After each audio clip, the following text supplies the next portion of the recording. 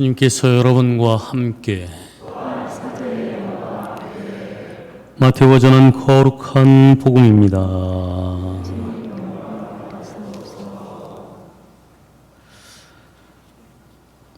그 무렵 세례자 요한이 나타나 유다 광야에서 이렇게 선포하였다. 회개하여라. 하늘나라가 가까이 왔다. 요한은 이사야 예언자가 말한 바로 그 사람이다. 이사야는 이렇게 말하였다. 광야에서 외치는 이의 소리, 너희는 주님의 길을 마련하여라. 그분의 길을 곧게 내어라. 요한은 낙타털로 된 옷을 입고 허리에 가죽띠를 둘렀다. 그의 음식은 메뚜기와 들꿀이었다. 그때 예루살렘과 온 유다와 요르단 부근 지방의 모든 사람이 그에게 나아가 자기 죄를 고백하며 요르단강에서 그에게 세례를 받았다. 그러나 요한은 많은 바리사이와 사두가이가 자기에게 세례를 받으러 오는 것을 보고 그들에게 말하였다. 독사의 자식들아, 다가오는 진노를 피하라고 누가 너희에게 일러주더냐. 회개에 합당한 열매를 맺어라. 그리고 우리는 아브라함을 조상으로 모시고 있다고 말할 생각일랑 하지 마라. 내가 너희에게 말하는데 하나님께서는 이 돌들로도 아브라함의 자녀들을 만드실 수 있다. 도끼가 이미 나무 뿌리에 닿아 있다. 좋은 열매를 맺지 않는 나무는 모두 찍혀서 불 속에 던져진다. 나는 너희를 회개시키려고 물로 세례를 준다. 그러나 내 뒤에 오시는 분은 나보다 더 큰 능력을 지니신 분이시다. 나는 그분의 신발을 들고 다닐 자격조차 없다. 그분께서는 너희에게 성령과 불로 세례를 주실 것이다. 또 손에 키를 드시고 당신의 타작마당을 깨끗이 하시어 알곡은 곳간에 모아들이시고 죽정이는 꺼지지 않는 불에 태워버리실 것이다.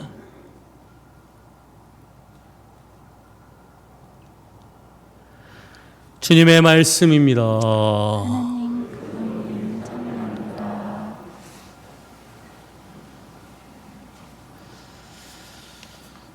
참 예수님께서 오시기를 기다리고 있습니다. 예수님께서 오시기를 기다린다는 것은 그분의 나라를, 그분께서 말씀하신 세상을 기다린다는 말과 같습니다. 지난 세대의 마지막 예언자이자 새로운 세상을 여는 선구자로 상징되는 세례자 요한은 그 세상을 살기 위해서 회개하고 합당한 열매를 맺으라고 외칩니다. 그렇다면 회개하고 맺는 합당한 열매는 무엇인가? 예수께서 말씀하신 세상은 정의로운 세상입니다. 사실 수많은 사람들이 정의를 이야기합니다. 다들 정의로운 것처럼 그렇게 외쳐대죠.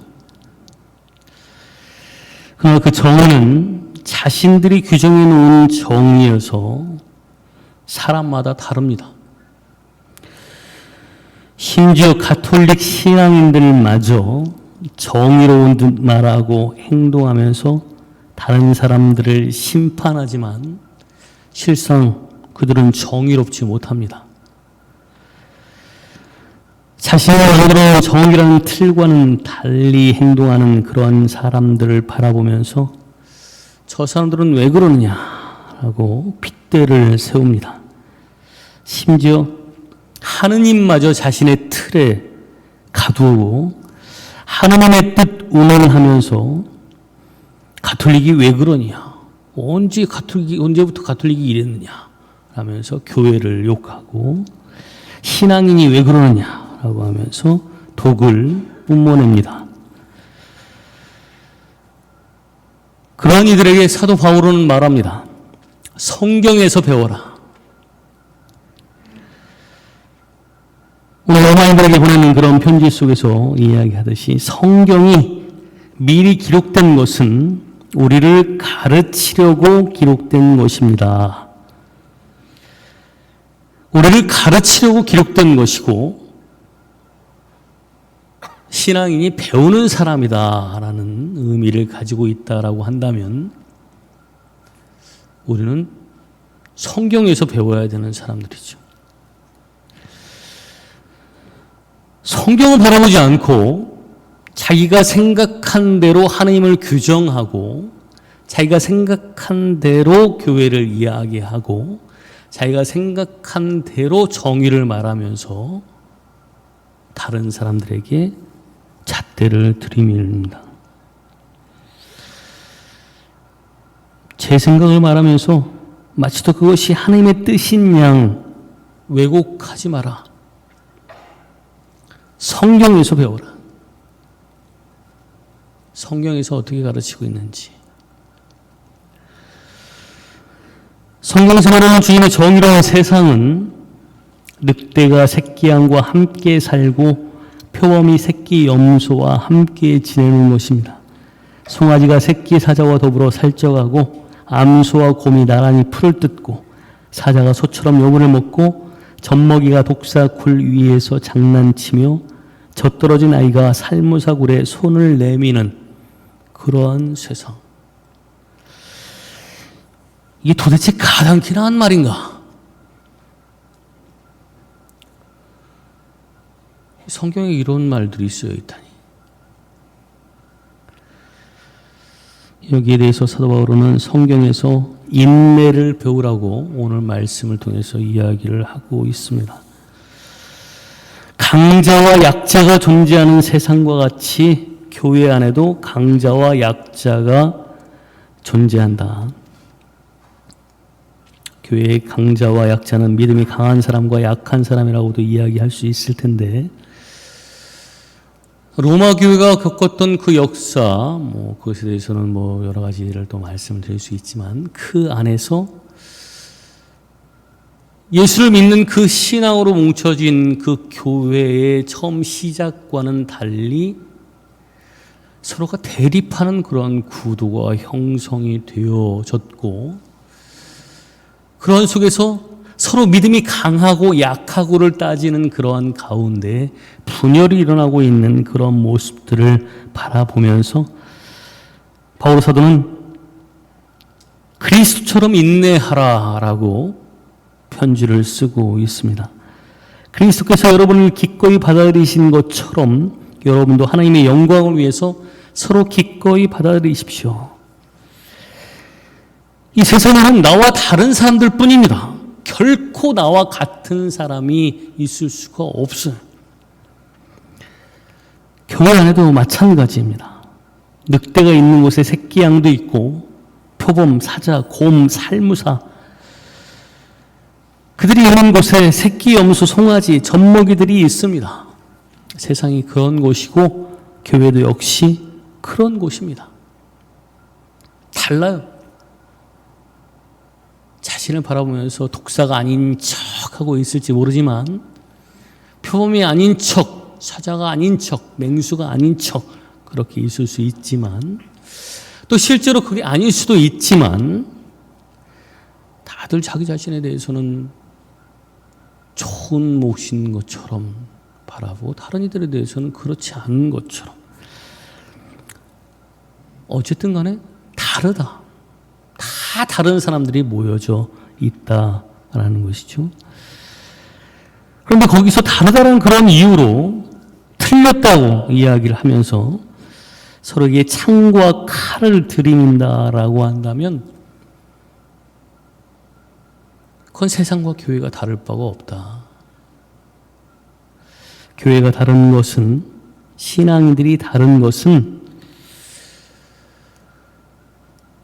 다른 사람들에게 이렇게 창과 칼을 들이미는 것이 아니라 다른 이들을 바라보면서 그 다름을 인정하고 함께 어우러져 살려고 하는 것. 결국은 하나님 나라라고 하는 것이 나 혼자 동떨어져서 살아가는 것이 아니라 함께 살아가야 되는 곳이죠. 그것도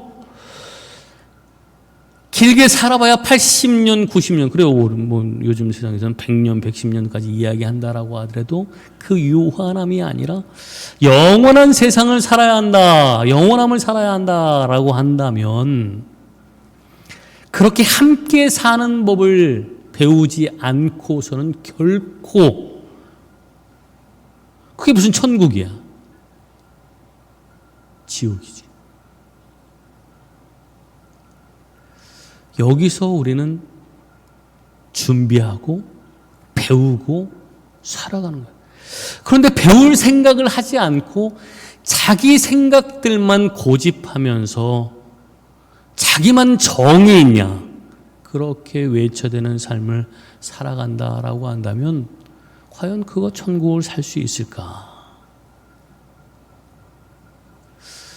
우리는 다 다른 사람들이 모여져 있는 것이고 그 모여져 있는 곳에서 다른 이들을 받아들일 줄 알아야 하는데, 그러기 위해서 성경에서 배워라. 그리스도에게서 배워라. 사도 바울은 인내를 이야기합니다. 그러면서 주님께서 먼저 인내하셨다. 자, 가만히 생각해 보면 하느님이신 분이 이 세상에 사람으로 오셔서 사람과 함께 어우러지려니 우리 시로 바라본다라고 한다면 얼마나 폭폭하셨을까?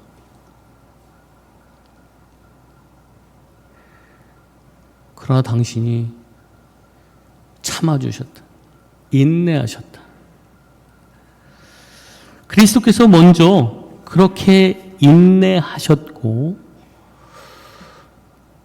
그렇게 우리를 하나님 나라로 인도해 주셨으니 우리도 그분에게서 배워야 한다라는 것이죠. 그렇게 배우기 위해서 회개해야 한다. 주님을 믿는다고 하면서 제 식대로 사는 사람들은 구원받을 사람이 아니다. 다들 새로 나려고 세례자 요한에게 나와서 줄을 섭니다. 그 줄을 서는데 사두가이와 바리사이들이 은근슬쩍 발을 끼워 넣고 본인들도 그 세례 행렬에 동참하려고 하죠. 독사의 자식들아, 다가오는 진노를 피하라고 누가 너희에게 일러주더냐.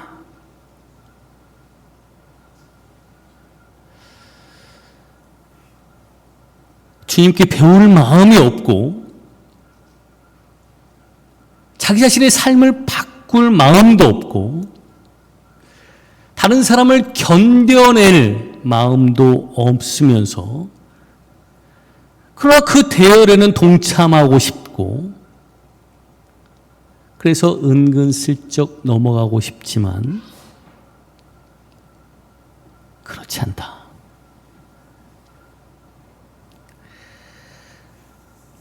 달라져야 한다. 회개해야 한다.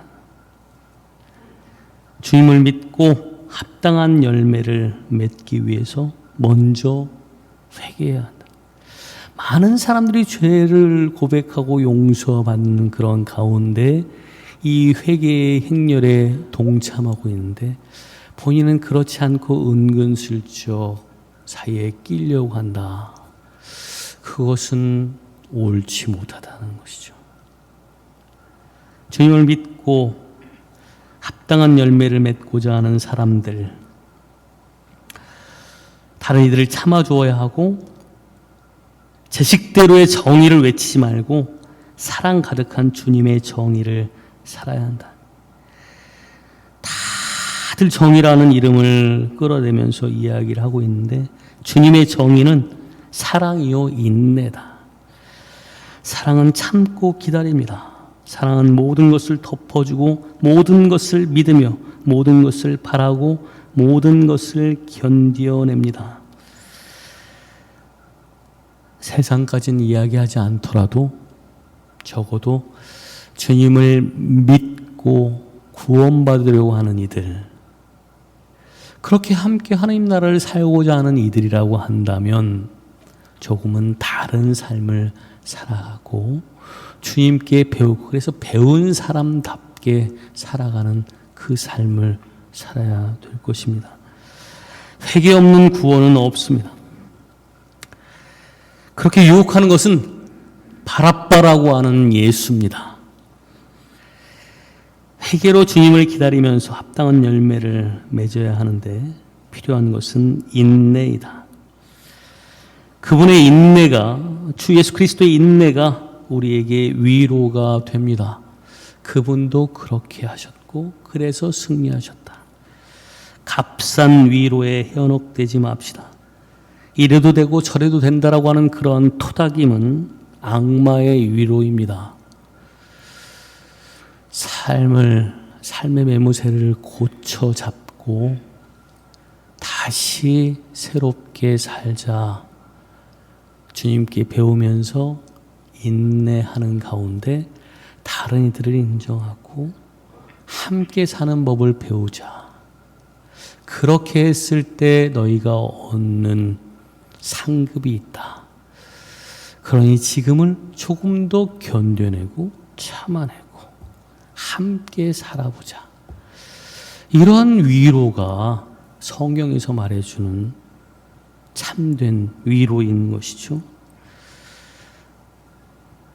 배운 사람답게 살아가면서 이미 우리를 위해서 준비된 나라, 주님께서 말씀하셨죠. 너희를 위해서 준비된 나라를 차지해라 라고 말씀하셨는데, 이미 준비된 그 나라, 걱정할 것 없이 이미 준비되어 있는 잔치, 내가 가서 참여하기만 하면 아주 막혀진 그런 음식을 먹을 수 있는 그 잔치, 이미 마련되어 있는데 내가 거기에 가기 위해서는 내 삶이 준비되어야 한다라는 것 기억하고 그렇게 배우면서 살아가도록 해야겠습니다. 미사 전에 고해성사를 하시는 분들이 많아서 제가 미사 시간 때문에 나왔어야 하는데, 미사 끝나고 나서도 제가 들어가서 고해성사를 줄 거니까 미사 끝나고 나서 고해성사 못하신 분들은 고해소에 들어오시기 바랍니다. 성체는 내가 고해성사를 할 거기 때문에 성체는 여러분들이 미사 중에 모시면 되겠습니다.